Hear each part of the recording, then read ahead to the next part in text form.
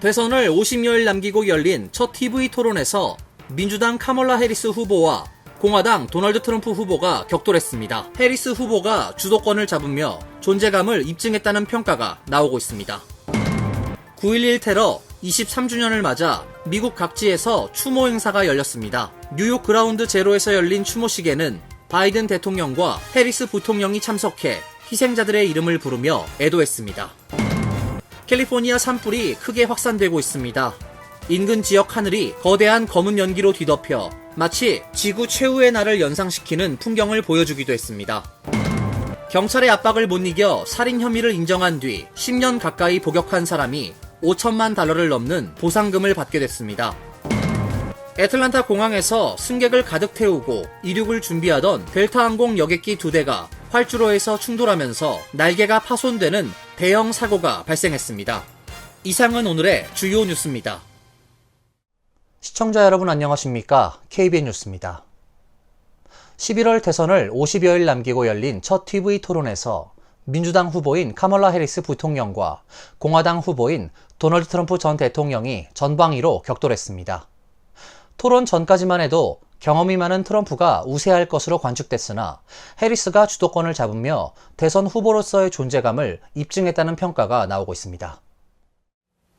이번 대선의 최대 경합주인 펜실베니아주 필라델피아의 국립헌법센터에서 ABC 방송 주최로 열린 토론에서 두 후보는 100분이 넘는 시간 동안 경제, 이민, 외교, 낙태 문제 등을 둘러싸고 거친 설전을 주고받았습니다. 해리스는 자신이 중산층 대통령이 되겠다는 포부를 내세우면서 트럼프의 경제 정책을 두고 가장 부유한 사람들을 위한 감세라고 비판했고, 트럼프는 자신의 재임 기간 인플레이션은 없었다면서 바이든과 해리스가 경제를 파괴했다고 주장했습니다. 해리스는 외교 정책과 관련해 트럼프는 독재자들을 존경하고 취임 첫날 독재자가 되고 싶어 한다고 트럼프를 자극했고, 트럼프는 중국과 북한 등이 자신을 두려워한다고 말했습니다. 해리스는 작심한 듯 초반부터 트럼프를 자극했으며 트럼프가 이에 말려드는 상황이 종종 연출됐습니다. 트럼프는 불법 이민자들이 반려동물을 잡아먹고 있다. 해리스는 마르크스주의자 등의 무리한 발언을 하기도 했습니다. 워싱턴 포스트는 해리스 캠프의 전략은 트럼프 전 대통령의 화를 촉발하는 것이었다며 그 지점에서 해리스는 크게 성공했다고 평가했습니다. CNN이 이날 토론 직후 실시한 여론조사에 따르면 토론을 지켜본 등록 유권자의 63%는 해리스가 더 잘했다고 응답했습니다. 워싱턴 포스트가 토론 직후 경합주 유권자 25명에게 누가 토론에서 승리했는지를 물은 결과에서도 23명이 해리스가 이겼다고 답했습니다. 한편 이날 토론 직후 세계적 팝스타 테일러 스위프트가 이번 대선에서 민주당 후보인 해리스를 지지할 것이라고 말해 주목을 끌었습니다. 전 세계를 충격에 빠뜨린 역사상 최악의 테러 사건으로 꼽히는 9.11 테러 23주년을 맞아 미국 각지에서 추모 행사가 열렸습니다. 뉴욕 그라운드 제로에서 열린 추모식에는 바이든 대통령과 해리스 부통령, 그리고 트럼프 전 대통령도 참석해 희생자들의 이름을 부르며 애도했습니다. 보도에 김태희 기자입니다. 오늘 오전 세계무역센터가 있던 그라운드 제로에서 열린 9.11 추모식. 성조기를 든 의장대 입장과 국가 연주로 시작된 추모식에서 참석자들은 WTC 북쪽 건물에 여객기가 충돌한 첫 테러 발생 시간인 오전 8시 46분에 맞춰 종소리와 함께 묵념했습니다. 이후 유족과 동료들이 무대에 설치된 2개의 연단에 2명씩 올라 3,000명에 가까운 희생자들의 이름을 일일이 호명했습니다. 희생자 호명은 진행 도중 나머지 3차례의 테러 발생 시간과 세계무역센터 건물 붕괴 시간에 맞춰 잠시 중단됐고, 참석자들은 종소리와 함께 재차 묵념했습니다. 추모식 참석자들은 모두 가슴에 하늘색 추모 리본을 달았고, 유족들은 희생자 이름이 새겨진 명판에 꽃을 꽂으며 고인의 명복을 빌었습니다. 그라운드 제로 추모식에는 조 바이든 대통령이 해리스 부통령과 함께 참석했고, 공화당 트럼프 전 대통령과 JD 벤스 부통령 후보도 자리를 함께 했습니다. 추모식에서 이들 정치인의 연설은 없었습니다. 앞서 국립 9.11 추모박물관은 2012년 희생자 호명식 외에 정치인의 연설을 제한하기로 결정한 바 있습니다. 2001년 발생한 9.11 테러는 뉴욕에서만 2,753명이 사망했고, 펜타곤 건물 충돌로 184명이 숨지는 등 총 2,977명이 희생돼 미국 건국 이후 최악의 비극으로 기록됐습니다. KBN 뉴스 김태희입니다. 캘리포니아 산불이 크게 확산되고 있습니다. 인근 지역 하늘이 거대한 검은 연기로 뒤덮이면서 마치 지구 최후의 날을 연상시키는 풍경을 보여주기도 했습니다. LA 카운티와 오렌지 카운티까지 산불 비상이 걸렸습니다. 남가주를 강타한 기록적인 폭염으로 건조한 공기가 달궈지면서 곳곳에서 산불이 번져가고 있는 가운데 LA 카운티의 엔젤레스 구규림에서도 산불이 발생해 도로가 봉쇄되고 긴급 대피령이 내려졌습니다. 오렌지 카운티 렌초 산타 마가리타 북쪽 산악 지역인 트라부코 캐년에서도 대형 산불이 발생해 당국이 대피 명령을 내렸습니다. 캘리포니아 산림화재보호국에 따르면 8일 아주사 북쪽 엔젤레스 구규림에서 발생한 산불이 빠르게 확산되고 있습니다. 브릿지 산불로 명명된 이번 화재는 8일 오후 2시 12분께 샌 가브리엘 캐년의 글렌도라 마운틴 로드 인근 이스트포크 로드에서 최초로 보고됐고 불길은 몇 시간 만에 8배나 되는 800에이커로 빠르게 번져나갔습니다. 오렌지 카운티 렌초 산타 마가리타 북쪽에 있는 산간 지역인 트라부코 캐년에서도 대형 산불이 발생했습니다. 오렌지 카운티 소방국에 따르면 9일 오후 1시 30분께 트라부코 캐년 지역의 마른 덤불에서 공황 산불로 명명된 새로운 큰 산불이 발생했습니다. 소방대원들은 불도저, 헬리콥터, 소방 항공기를 이용해 화재 진압을 펼쳤지만 화재 발생 후 얼마 되지 않아 불길이 크게 번지자 오렌지 카운티 보안국은 트라부코 캐년의 민더레인에 위치한 주택과 로빈슨 렌치 커뮤니티 주민들에게 즉각 대피 명령을 내렸습니다. 캘리포니아주뿐 아니라 네바다, 아이다호, 오리건주에서도 산불이 확산되면서 수십만 채의 주택을 위협하고 있습니다. 지난 8월 CPI가 전년 동월 대비 2.5% 상승한 것으로 나타났습니다. 2021년 2월 이후 3년 6개월 만의 최저치로 다음 주 연준의 기준금리 인하가 이어질 것이란 관측에 힘이 실리고 있습니다. 노동부는 8월 소비자 물가 상승률은 전년 대비 2.5% 상승한 것으로 집계됐다고 오늘 밝혔습니다. 블룸버그가 조사한 전문가 전망치 2.5%에 부합한 수준이면서 월스트리트 저널이 경제학자들을 대상으로 조사한 결과 2.6%를 소폭 하회한 수치입니다. 3년 4개월 만에 처음으로 2%에 들어간 올 7월 2.9%보다 둔화된 상승률입니다. 변동성이 큰 에너지, 식품을 제외한 근원 CPI는 전년 동월 대비 3.2%, 전월 대비 0.3% 각각 상승했습니다. 전년 대비 상승률은 블룸버그 전망치와 일치한 반면 전월 대비 상승률은 전망치 0.2%를 소폭 넘어섰습니다. 시장에서는 다음 주 연방준비제도의 기준금리 인하 가능성을 높게 보고 있습니다. 특히 8월 소비자 물가 조사를 통해 연준이 걱정하던 물가 부담은 크게 덜어낸 것으로 나타난 만큼 그 가능성은 더 높아질 것이라는 관측입니다. 다만 금리 인하 폭을 두고선 여러 전망이 나오는 가운데 25bp 인하 가능성이 조금 더 높게 점쳐지고 있습니다. 이날 CME 그룹 패드워치 툴에 따르면 금리 선물에서는 금리 인하 폭을 25bp의 가능성이 85%로 나타났습니다. 전일 66% 수준에서 약 20%포인트 올라갔습니다.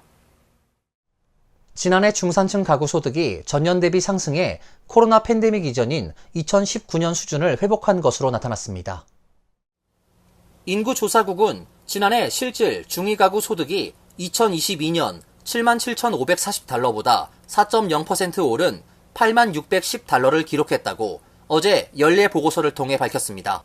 중위가구 소득은 가구별 소득을 1등부터 100등까지 나열했을 때 50등 가구가 벌어들이는 소득을 말합니다.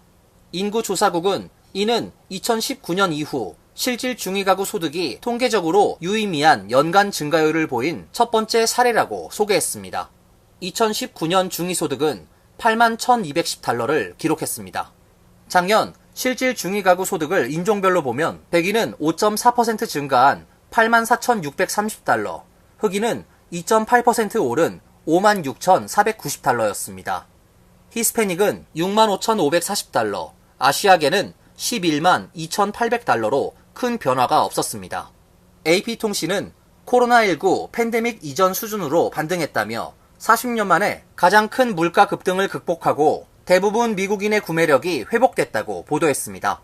인터넷 매체 악시오스도 2020년에는 팬데믹으로 인해 수백만 명이 일자리와 소득을 잃었고 2021년과 2022년에는 인플레이션이 임금 상승률을 앞질렀다며, 하지만 새로운 데이터에 따르면 작년 모든 소득계층의 구매력이 상승한 것으로 나타났다고 전했습니다. 경찰의 압박을 못 이겨 살인 혐의를 인정한 뒤 10년 가까이 복역한 사람이 5천만 달러를 넘는 보상금을 받게 됐습니다. 2008년 9월 한 여성의 살인 혐의로 경찰에 붙잡힌 브라운은 2011년 1급 살인 혐의로 법정에 섰고 징역 35년형을 선고받았습니다. 복역 중이던 브라운은 2019년 자신의 인권을 침해했다며 당시 시카고시와 시카고 경찰 수사관들, 지역 법무차관 등을 상대로 제소했습니다. 브라운 측 변호사가 수사관들이 변호사의 접근을 허용하지 않은 점을 두고 수사관 및 관계자들의 불법 행위가 있었다는 의혹을 제기한 것입니다. 실제로 조사관들은 브라운을 신문하는 과정에서 불법 행위를 자행해온 사실도 확인됐습니다. 그들은 창문이 없는 방에서 브라운을 신문했고 34시간 동안 먹지도 자지도 못한 채 신문을 이어갔습니다. 이 과정에서 압박을 이겨내지 못한 브라운은 불법 허위 자백을 했습니다. 쿡카운티 순회법원이 재심을 결정했고 브라운은 같은 해 7월 마침내 석방됐습니다. 해당 사건 재판 담당인 연방 배심원들은 지난 9일 시카고시 등으로부터 미국 역사상 최고액의 보상금을 지불하도록 하라고 편결했습니다. 애틀랜타 공항에서 승객을 가득 태우고 이륙을 준비하던 델타 항공 여객기 2대가 활주로에서 충돌하면서 날개 등이 파손되는 대형 사고가 발생했습니다. 다행히 사고로 인한 인명피해는 없었지만 사고 당시 양쪽 항공기에는 총 280명이 넘는 승객들이 타고 있는 상태여서 자칫 아찔한 상황이 발생할 뻔했습니다. 연방항공청에 따르면 사고는 어제 오전 10시 10분께 애틀란타 하츠필드 잭슨공항 활주로에서 일어났습니다. 일본 도쿄로 가기 위해 출발을 준비 중이던 델타항공 소속 에어버스 A350기가 인접 활주로에 있던 루이지애나 라파예트행 델타 커넥션 소속 제트항공기 CRJ-900기의 꼬리 부분을 들이받았습니다. 이 사고로 CRJ-900기의 꼬리가 크게 파손됐고 에어버스 A350기도 날개가 파손됐습니다. 항공당국에 따르면 사고 당시 도쿄행 A350 에어버스에는 221명의 승객이 탑승한 상태였으며 라파예트로 가려던 CRJ-900기에도 56명의 승객이 타고 있었습니다. 그러나 두 항공기에 탑승해 있던 승객들은 모두 무사하다고 연방항공청은 발표했습니다. 애틀란타 공항 당국은 성명을 통해 한 대의 비행기에 탑승한 승객들은 공항 버스를 타고 터미널로 이동했으며 다른 한 대는 자체 동력으로 게이트까지 이동해 승객들을 내려줬다고 전했습니다. 연방항공청은 정확한 사고 경위를 조사 중에 있습니다. 재외동포청은 해외에 거주하는 재외동포가 별도의 앱이 필요 없는 데이터 채팅으로 민원 상담 서비스를 받을 수 있도록 재외동포 365 민원 콜센터를 운영한다고 밝혔습니다.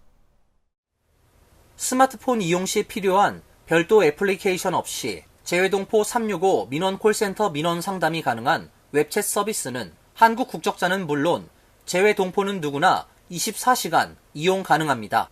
웹챗 서비스는 재외동포 365 민원 콜센터 또는 재외동포 365 민원 포털에 접속한 뒤 로그인 없이 민원 상담 문의를 하면 됩니다. 재외동포는 재외동포 365 민원 콜센터를 통해 365일 24시간 5개 국어로 전화 민원 상담을 제공하고 있습니다. 이 밖에 카카오톡, 웹콜 서비스도 제공하고 있습니다. 재외동포 서비스 지원센터 김연식 센터장은 웹챗 서비스는 말로 하는 상담이 부담스럽거나 간단한 문의를 쉽게 해결하고자 하는 동포분들께 맞춤형 서비스가 될 것이라며 센터는 앞으로도 재외동포들이 전 세계 어디에 있든 체감할 수 있는 민원 서비스를 제공받을 수 있도록 계속해서 노력할 것이라고 말했습니다. 이어서 간추린 소식입니다. 42개 주의 법무장관들은 어제 의회에 보낸 서한을 통해 알고리즘 기반 소셜미디어 플랫폼은 청소년들의 안전을 위협하고 있다고 주장했습니다. 장관들은 주 정부의 역사적인 노력에 더해 이 보편적인 문제에는 연방정부 차원의 조치가 필요하다고 강조했습니다. 갤럽 조사에 따르면 미국의 청소년들은 하루에 약 5시간을 소셜미디어를 이용하는 데 소비하고 있습니다. 미국 의학협회는 하루에 3시간 이상 소셜미디어를 사용하는 청소년은 우울증에 걸릴 위험이 2배로 증가한다고 경고하고 있습니다. 하지만 의회는 경고 표시를 의무화하는 법안이 필요하다는 주장을 지금까지 무시해왔습니다. 뉴저지주 각 타운들이 주택 단지 등을 개발할 때 일정 비율은 저소득층에게 의무적으로 배정해야 한다는 법안을 확장 해석한 패키지 법안이 경제적 자율성을 침해하는 역차별이며 월권이라며 소송이 제기됐습니다. 버겐 카운티 몬트베일 보로가 주도해 뉴저지 내 9개 보로 및 타운십이 제출한 소장에 따르면 원고들은 뉴저지주가 어포더블 하우징 분쟁 결의 프로그램에서 신설 주 정부기관이 각 타운 등 지방정부에 요구할 어포더블 하우징 유닛수 배정 및 위치 선정 등은 위법이라 주장하고 있습니다. 뉴저지 주 정부는 앞으로 10년간 어포더블 하우징 20만 가구를 공급할 계획이지만 이번 소송으로 차질이 예상됩니다. 전북 부안군이 팰리세이즈 파크 타운과 우호 협력 증진과 공동 발전을 위한 양해각서에 서명했습니다. 어제 펠팍타운에서 진행된 체결식에는 권익현 부안군수와 폴킴 팰리세이즈 파크 시장 등 관계 공무원이 참석한 가운데 두 도시 간 공동 발전 방안을 모색했습니다. 두 도시는 이번 양해각서 체결을 통해 행정과 경제, 문화, 관광 등 다양한 분야에서 협력하고 상호 문화 교류 프로그램을 지원해 서로의 문화유산에 대한 이해도를 높이기로 했습니다. 특히 부안군은 오는 14일 팰리세이즈 파크 125주년 기념행사에 참석해 부안 관광 홍보 영상 상영, 관광 홍보 책자, 책갈피, 마스크팩 등의 기념품을 배부하는 관광 홍보 부스를 운영할 계획입니다. 뉴저지 최대 수돗물 공급 업체인 아메리칸 워터가 오는 15일부터 상하수도 요금을 인상합니다. 앞으로 가정당 한 달 평균 수돗물 사용량인 5,642갤런을 쓰는 경우 월 요금은 5.33달러, 연간으로는 평균 64달러 오르게 됩니다. 아울러 하수처리 비용도 지역에 따라 월 평균 약 5.68달러 인상합니다. 아메리칸 워터는 한인 밀집 지역인 버겐 카운티 등 뉴저지 주민 290만 명에게 상하수도 서비스를 제공하고 있습니다. 아메리칸 워터 측은 노후 수도관 교체 등 인프라 투자를 위한 예산 확충 목적으로 요금을 인상한다고 밝혔습니다. 환율과 증권 소식입니다.